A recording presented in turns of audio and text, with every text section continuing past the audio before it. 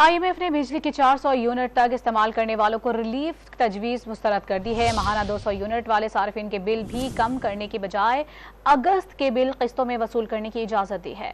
साथ ही बिजली चोरों के खिलाफ सख्त क्रैकडाउन और गुज़िश्ता जुलाई से गैस की कीमत बढ़ाने का मुतालबा भी दोहरा दिया है। ओगरा पहले ही गैस के निर्ख 50% तक बढ़ाने का फैसला हुकूमत को भिजवा चुका है।